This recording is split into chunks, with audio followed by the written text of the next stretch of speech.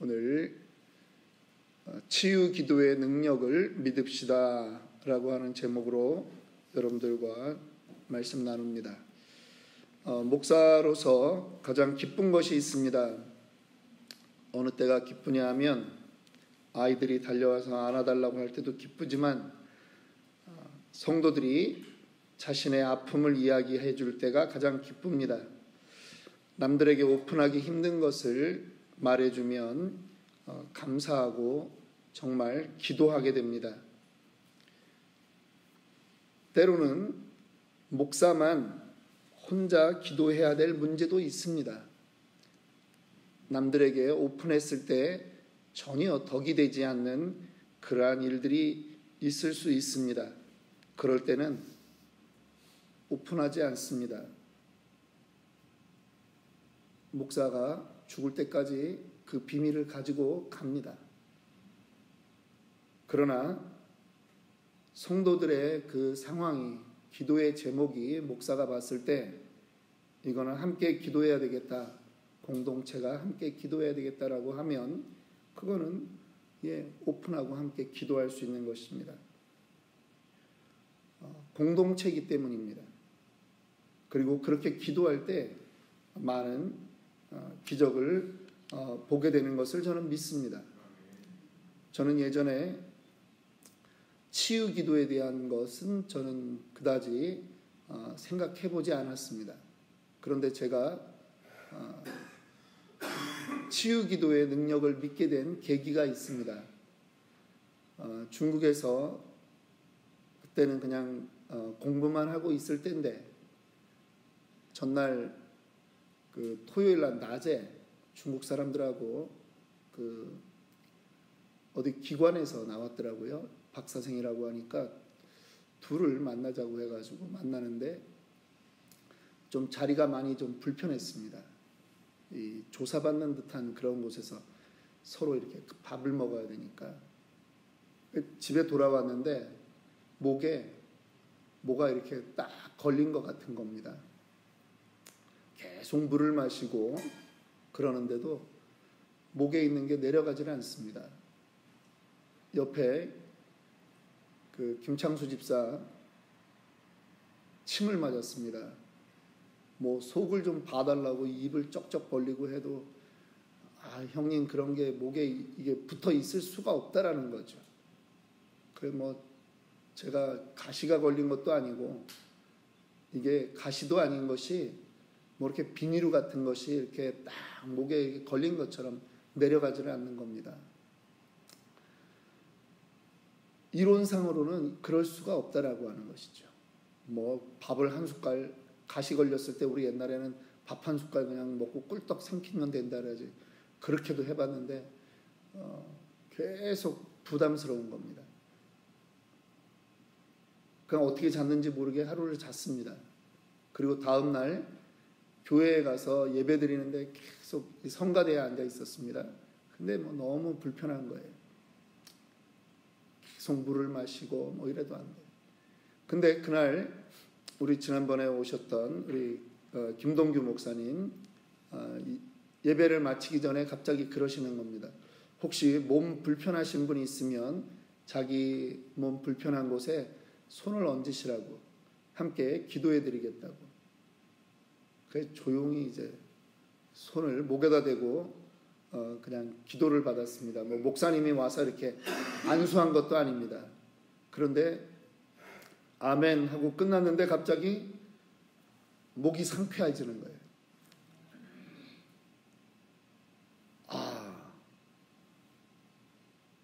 이게 내려갔구나. 물질이 있었던 것이 아니라 그 내 마음에 어떤 부담이 그 나를 이제 또 힘들게 하던 것이 한순간에 사라지는 것을 제가 경험을 해봤습니다. 사실 이번에도 이제 김동규 목사님 와 계실 때 예전에도 그랬고 몇 분들 안수기도를 해주시고 가셨습니다. 그래서 저는 우리 목사님 오시면은 제가 목사님 안수기도 하실 사람들, 좀 아픈 사람들 제가 권합니다. 왜냐하면 우리 목사님 본인 몸은 못 고쳐요. 본인은 심장 이식을 2번이나 할 정도로 몸이 골골골하고 지금은 많이 좋아진 겁니다. 옛날에는 악수하면 기분 나쁠 정도로 손이 차가웠어요. 혈액순환이 잘 안 되니까. 그런데 목사님이 기도해주면 낫는 일들이 많았어요. 그래서 제가 이번에도 목사님 오셨길래 어느 분 제가 이제 기도해드리도록 그렇게 했던 적이 있습니다. 여러분, 저도 사모하는 게 있습니다. 치유 기도의 그런 은사, 신유의 은사가 임하기를 저 되게 사모합니다. 개척교회에 이런 은사가 있으면 너무나 좋겠다. 그런데 사실은 그것보다 더 사모하는 게 있습니다. 기도할 때 사랑으로 기도하는 걸 더 사모합니다. 그냥 기도가 아니라 정말 사모해서 사랑해서 기도하기를 사모합니다. 이왕이면 둘 다 있기를 더 사모합니다. 하나님이 사람을 창조하셨습니다. 그것은요 그냥 창조했다 이 정도가 아닙니다. 완전하게 창조했다라고 하는 것입니다. 몸이 병들고 아픈 것은 하나님이 원하는 모습이 아니라는 것입니다. 병들고 아프고 힘들고 고통스럽고 하는 것은 하나님이 창조하신 그 창조의 첫 번째 계획에는 있지 않은 것이라는 거죠. 그래서 우리는 이 치유 기도가 우리를 하나님이 원하시는 그 모습으로 회복시키는 그러한 능력이 있다라고 하는 것을 우리는 먼저 믿어야 됩니다. 그 치유 기도에 대해서 세 가지 살펴봅니다. 첫 번째로 치유 기도는요 영적인 이해가 필요한 부분입니다. 병든 현상에 대해서 우리가 영적으로 이해해야 되는 것이라는 거죠. 그냥 질병 자체다 이렇게 볼 수 없는 것이라는 겁니다. 우리 한국말에 너무 정확한 말이 있는데요. 아주 이해되지 않는 일을 당할 때 우리는 뭐라고 말합니까? 기가 막히다 그러죠. 기가 막히다 그래요. 이 중의적으로 침을 놓고 뜸을 뜨는 일들은요 기를 순환시켜 주는 거예요. 뚫어주니까. 경락들 자극을 시키는데 이것이 소통이 되는 거예요. 이 많은 질병들이요 소통이 안 되기 때문에 생기는 것입니다. 그래서 이 질병의 부분에 영적으로 우리가 이해해야 되는 것은 어떠한 것이 있느냐 하면은 질병 뒤에 영적인 문제가 있을 수 있다라고 하는 것입니다. 육신의 문제와 영적인 문제는 많은 부분 연관되어 있습니다. 요한 3서 1장 2절을 보겠습니다. 사랑하는 자여 내 영혼이 잘된 같이 내가 범사에 잘되고 강건하기를 내가 간구하노라. 내 영혼이 잘된 같이 영혼과 우리의 범사와 우리의 육신의 건강이 다 연결되어 있다라고 하는 것입니다. 그러니까 본질적으로는 우리의 몸이 잘 돼야 영이 건강한 것이 아니라 영이 건강해야 우리의 범사와 우리의 육신이 온전케 된다라고 하는 것입니다. 사람들이요, 요즘 먹방 TV 저는 뭐 잘 보지는 않습니다. 그리고 그걸 왜 봐야 되는지 저는 잘 이해를 못합니다. 남 먹는 걸 그거 왜 굳이 전파료 내가면서 그렇게 아깝게 보냐, 전기 써가면서. 근데 사람들이 먹으면서 스트레스를 해소했다 그러잖아요. 여러분 그거 정확하게 이해하면 영혼이 배고픈 겁니다. 영혼이 배고파서 육을 채워야 되겠다라고 생각을 하는 거죠. 사실은 어디를 채워야 돼요? 영을 채워야 되는 거예요. 밥 먹었다가 다 채워지면 여러분 비만됩니다. 자, 두 번째, 치유 기도는 영혼을 구원하는 기도라고 하는 것입니다. 치유 기도는 영혼을 구원합니다. 오늘 읽었던 말씀 야고보서 5장 15절 말씀입니다. 믿음의 기도는 병든 자를 구원하리니 주께서 그를 일으키시리라. 혹시 죄를 범하였을지라도 사하심을 받으리라. 사람들이 치유 기도를 주저하는 이유가 있습니다. 왜 그럽니까? 기도 응답 받을 수 있다는 믿음이 부족하기 때문입니다. 아유, 기도한다고 되겠어? 이렇게 생각할 때가 많다라고 하는 거죠. 그런데 우리 40일 기도를 지금 계속 가면서 오늘 28번째 시간인데요. 기도는 반드시 응답되게 되어 있습니다. 기도는 반드시 응답됩니다. 당연히 육신의 질병, 영의 질병을 위해서 기도했던 그 치유 기도 역시 반드시 응답됩니다. 그런데 이것은 나아가서 우리의 영혼을 구원하게 된다라고 하는 것입니다. 나사로가 병들었죠. 그런데 주님이 나사로가 병들었다는 얘기를 들었을 때는 그곳에서 이틀을 더 유하시고 나사로가 죽었다는 얘기를 듣고 나서야 여리고로 가시는 것입니다. 그 동네로 가시는 것입니다. 가족들은요, 병이 낫기를 원했습니다. 그런데 주님은 병이 아니라 죽은 자를 살렸던 것을 우리는 요한복음 11장에서 보게 되는 것입니다. 치유는 무엇이 일어나느냐? 주님의 뜻이 이루어지는 것입니다. 사도 바울도 그의 육신에 가시가 있었습니다. 그래서 3번 기도했습니다. 그냥 1, 2, 3 3번 기도한 게 아닙니다. 죽기 살기로 3번 금식하고 단식하며 그렇게 기도했을 겁니다. 그런데 내 은혜가 내게 족하다라고 주님이 말씀하는 겁니다. 그랬더니 사도 바울이 3번 기도한 다음에는 다시는 기도하지 않습니다. 왜 그럴까요? 치유됐거든요. 질병은 내 몸 안에 그대로 있는데 나의 약할 때 나를 더 강하게 만드는 그 예수를 붙드는 능력을 깨닫게 된 것입니다. 그래서 주님의 뜻을 알고 기도를 멈추게 되었다라고 하는 것입니다. 기도의 응답은 무엇입니까? 하나님의 뜻이 우리 안에 이루어지는 것이 기도의 능력이라고 하는 것입니다. 내가 기도한 대로 꼭 이루어져야 기도 응답받았다. 그게 아니라는 겁니다. 제가 이 치유기도 얘기할 때 제가 잘 안 믿는다 그랬잖아요. 처음에 오늘 말씀 서두에. 제가 왜 그랬는지 아십니까? 저희 어머님이 저 만으로 이제 19살 때, 한국 나이로 20살 때 저희 어머님이 돌아가셨습니다. 어머님 나이 만으로 56에 돌아가셨어요. 엄청 그 젊은 나이에 가신 거잖아요. 환갑도 안 되고 심장 판막이 이제 안 좋았습니다. 워킹이 잘 안 돼. 한쪽이 심장 판막이 이렇게 잘 움직여줘야 되는데 그게 안 됐다라고 하는 거예요. 수술 안 받아도 그냥 우리가 봤을 때 뭐 한 7, 8년 그렇게 살아가는 거는 큰 문제가 없었을 것 같아요. 근데 이렇게 숨 쉬는 게 늘 부담스럽고 하니까 서울대병원에 가서 계속 진단을 받았는데 의사가 왜 이 좋은 세상에 이렇게 고통받고 사십니까? 막 많이 못 걸으시거든요. 계단 많이 못 올라가요. 그러니까 그러면 심장 그 판막 이식을 하면 됩니다. 그래서 수술을 했는데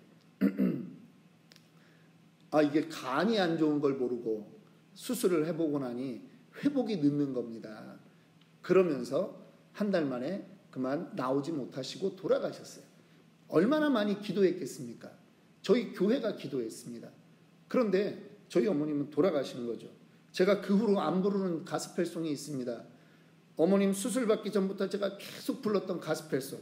우리 하나님은 힘 있고 능히 있어 못할 일 전혀 없네. 뭐 이런 찬양을 불렀는데 내가 그 다음부터 내가 그냥 전혀 안 부른다는 거 아닙니까? 살려주지도 못했는데. 그런데 16년이 지났습니다. 아버지가 중풍으로 쓰러졌고요.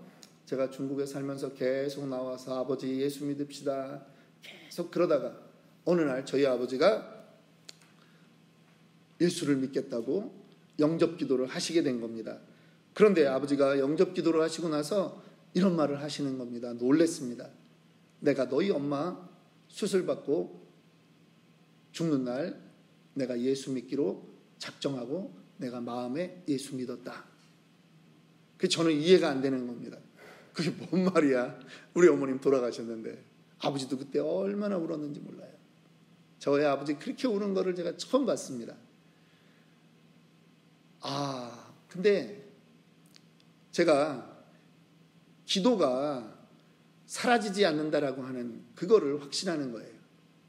뭐냐 하면 저희 어머님 수술 받는 날 따끈따끈한 피가, O형 피가 12명이 필요한 거예요. 저희 친구도 왔지만 저희 교인들이 와서 헌혈을 해줬어요. 저희는 일가 친척이 없는 이산가족으로 내려와 있는 사람입니다. 그리고 저희 어머님이 돌아가신 날 집 앞에 와봤더니 온 교인들이 다 모여 있는 거예요. 저희는 친척이 없는 집이에요. 아버지 마음에 그 교인들의 그 모습이 너무 감동이 돼서 내가 그날 예수 믿기로 작정했다라고 하는 거예요. 우리 교인들이 기도했던 것은 어머님의 회복을 기도했을지 모르지만 그 어머님은 살지 않았지만 그 기도가 헛되지 않은 것은 우리 아버지가 그 일로 예수 안 믿던 분이 예수를 마음에 영접하고 있었다라고 하는 것입니다. 이번에 부산 수영로교회 정필도 목사님이 82살의 나이로 돌아가셨습니다. 여러분, 수만 명이 모여있는 교회입니다. 그 교회에서 정필도 목사님 폐렴으로 입원했는데 기도 안 했겠습니까? 그런데 돌아가셨습니다. 그런데 저는 그분들의 그 기도가 헛되지 않았다고 믿는 것입니다. 왜 그렇습니까? 정필도 목사님의 유언기도 여러분 유튜브로 다 돌아다니고 있는 거 보셨습니까? 그 병상에서 성도들을 권면하며 기도하며 믿음으로 삽시다라고 하는 그 메시지가 살아있는 정필도 목사님 메시지보다 더 강력하다라고 하는 것이죠. 어느 좌절에 있는 성도는 그 메시지 한마디에 지금 힘을 얻고 다시 신앙으로 돌아갈 수 있다라고 하는 것입니다. 그래서 치유기도는 병 자체만 고치는 것이 아니라 때로는 내가 원하는 그 병은 안 나을지라도 영혼을 구원하는 능력이 있다. 저는 그렇게 믿는 것입니다. 누군가의 가정에 아픔이 있을 때 그 가정의 질병 때문에 기도했다면 여러분 그 질병이 치유되지 않았다고 실망하지 마십시오.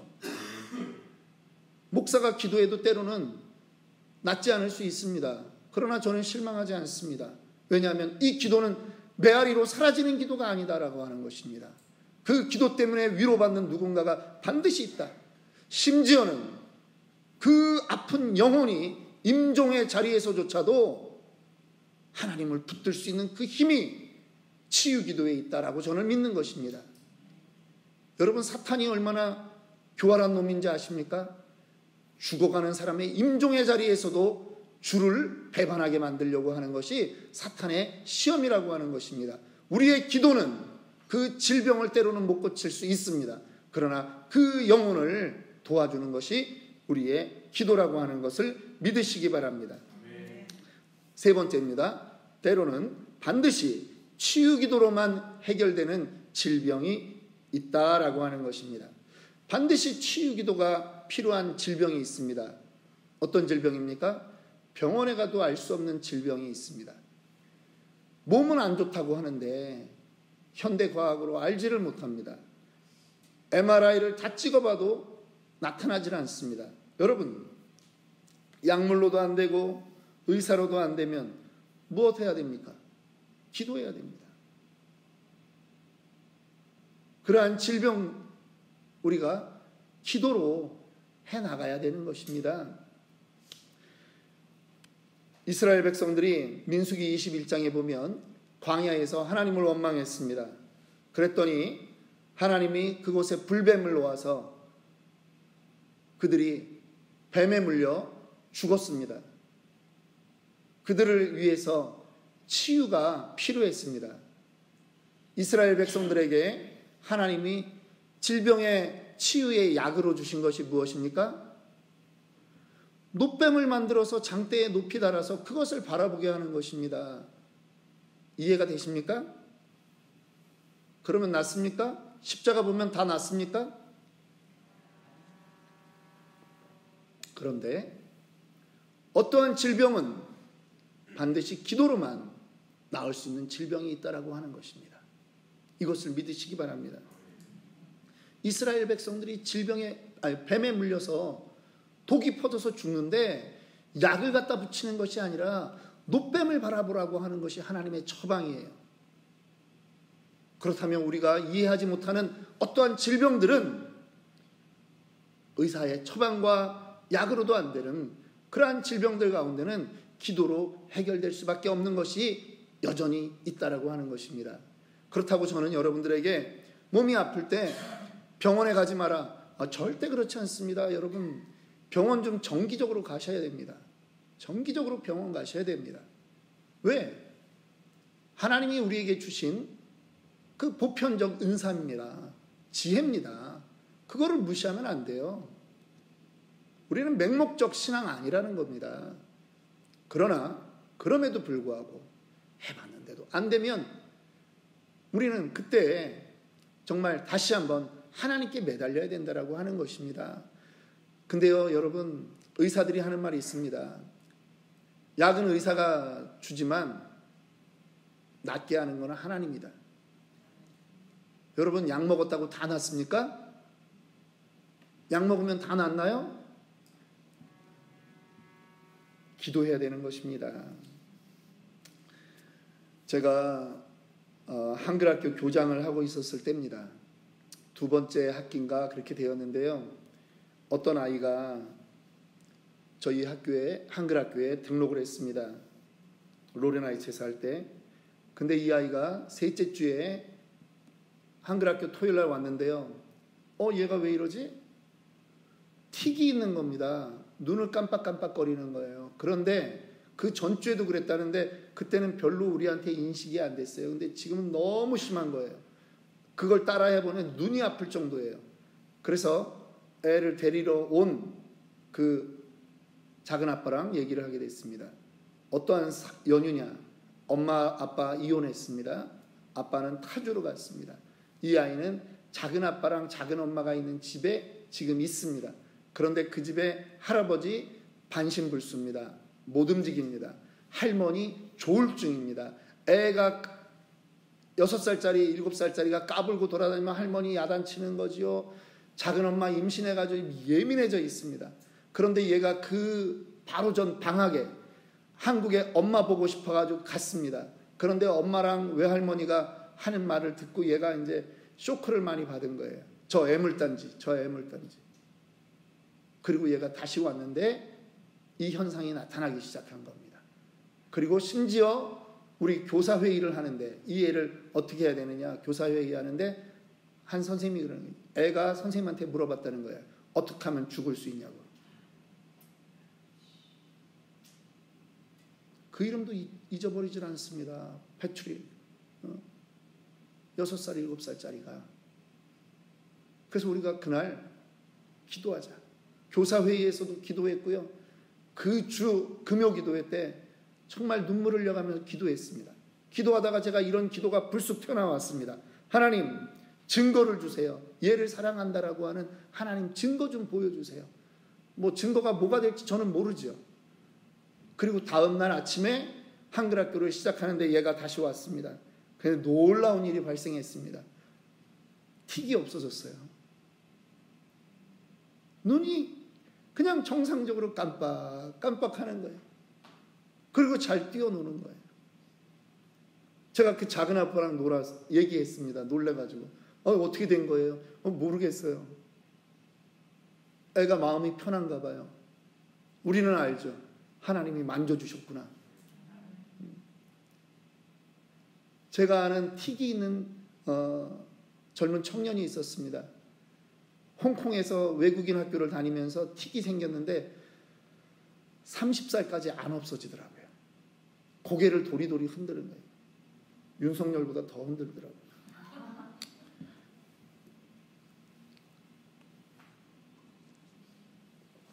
기도하겠습니다. 여러분, 질병 기도로 나아야 됩니다. 이번에는 우리 아픈 분들 이름만 한번 올려봤습니다. 우리 기억하시고 기도해 주시길 바랍니다.